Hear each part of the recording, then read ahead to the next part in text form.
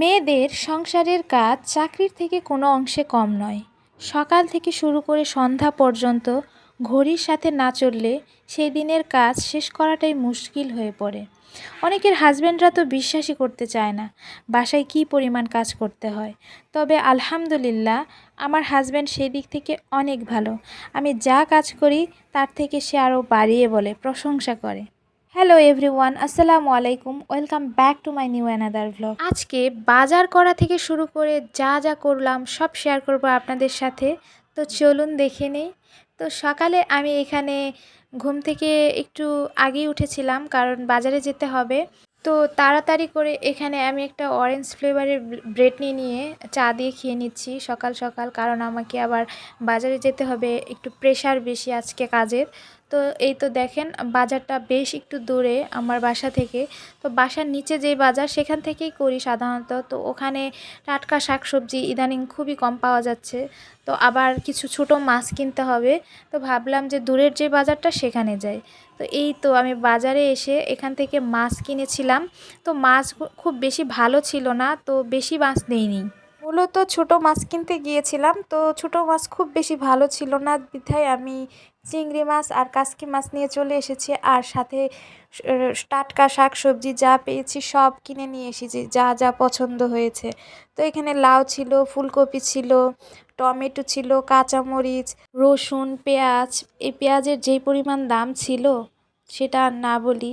তো একটা লাউ কিনেছিলাম, লাউটার দাম ছিল 120 টাকা, তাহলে চিন্তা করেন। তো এদিক দিয়ে আমি সিঙ্গারা কিনেছিলাম আর পরোটা কিনেছিলাম। পরোটা আজকে খাবো না, পরের দিনের জন্য আমি নিয়ে এসেছি। আর এদিক দিয়ে আমার ভাগ্নির জন্য এই চুড়ি দুটো আমার পছন্দ হয়েছে দেখে আমি নিয়ে এসেছি। তো মাছ নিয়েছিলাম এখানে কাচকি মাছ, আর নিয়েছিলাম চিংড়ি মাছ। মাছ খুব বেশি একটা ছিল না বাজারে, আর খুব ভালো ছিল না, ছিল না বলতে খুব ভালো ছিল না। তো এই দুই রকমের মাছ নিয়ে আমি চলে এসেছি। দরকার হয় পরবর্তীতে আমি আবারও বাজারে যাব, যেদিন আরও সকালে যেতে হবে, হয়তো সকালে যে মাছ নিয়ে আসবো। তো এখানে কিছু চিংড়ি মাছ আমি নিয়ে নিলাম, রান্না করব লাউ দিয়ে। তো চিংড়ি মাছের এই রগটা নাকি ফেলে দিতে হয়, তো আমি ফেলে দিলাম।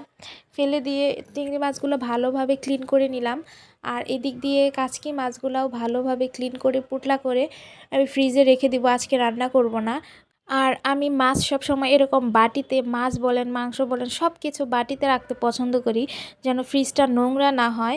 তো এইভাবে রাখতে আমি বেশি পছন্দ করি। তো ফ্রিজে রাখার পর ভাবলাম যে রান্নার কাজে যাব, এর আগে কিছু খেয়ে নেই। সিঙ্গারা নিয়ে এসেছিলাম, তো সিঙ্গারা আর এখানে মজু কলা ছিল। তো ভাবলাম যে খেয়ে তারপরে কাজে যাই।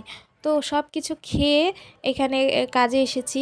ভাবলাম সবজিগুলো আগে কেটে কুটে নেই, তারপর রান্না করব।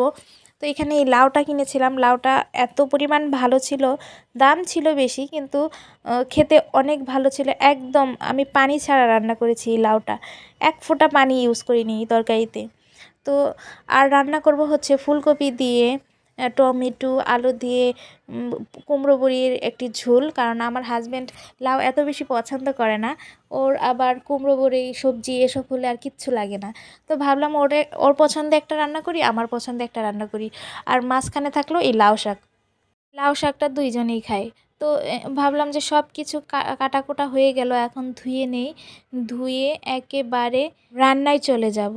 তো সব কিছু গুছিয়ে নিচ্ছি। আর এদিকে এই সবজিটা আমার হাজব্যান্ডের তরকারি হবে।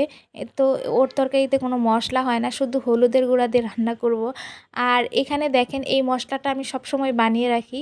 এখানে ছিল কাঁচামরিচ, পেঁয়াজ, রসুন, জিরা, আদা সব কিছু দিয়ে একবারে ব্লেন্ড করে রেখেছিলাম, বেশ কয়েকদিন চলে যাবে। আর এখানে ফুলকপি আরও কিছু কেটেছিলাম, ওগুলো ফ্রোজেন করব। আর এখানে লাউ পাতা আর কিছু ডাঁটা আজকে রেখে দিলাম, এত কিছু রান্না করব না। আর এখানে এই লাউ পাতা দিয়ে পাকোড়া বানাবো দেখে রেখে দিলাম। তো সরাসরি রান্নায় চলে এসেছি। আমি যেহেতু বাটা মশলাই রান্না করব আর চিংড়ি দিয়ে লাউটা রান্না করব, তো প্রথমত এখানে মশলা দিয়ে ভালোভাবে কষিয়ে নিয়ে চিংড়ি মাছটা, তারপর এখানে লাউ দিয়ে দিয়েছি। আমি ফুল প্রসেসটা আপনাদের দেখালাম না, কারণ ভিডিওটা অনেক বেশি বড় হয়ে যাবে।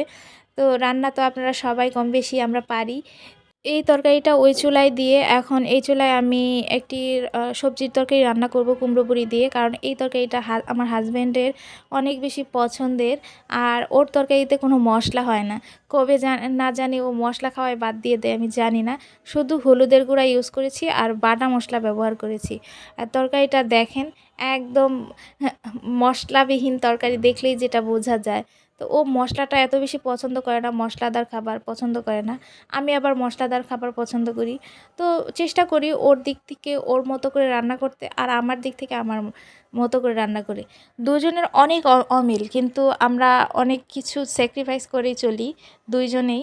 তো এই লাউ শাকটা আমার অনেক বেশি পছন্দ। আমার হাজব্যান্ড খায়, ও খুব খায়। আর এই ফুলকপিগুলা আমি ফ্রোজেন করব। ফ্রোজেন করার জন্য আমি তো ভাপে দিয়ে নিয়েছি, তারপর ঠান্ডা করে ফ্রিজে রেখে দিয়েছি। আর এদিক দিয়ে আমি দুপুরে লাঞ্চ করতে চলে এসেছি। তো আজকের ব্লগটি আপনাদের কেমন লাগলো অবশ্যই কিন্তু কমেন্ট করে জানাবেন। ভালো লাগলেও জানাবেন, খারাপ লাগলেও জানাবেন। আর কোনো ভুল ত্রুটি হলে অবশ্যই ধরে দিবেন। তো আজকে এই পর্যন্তই। আপনারা ভালো থাকবেন, সুস্থ থাকবেন। আল্লাহ হাফেজ।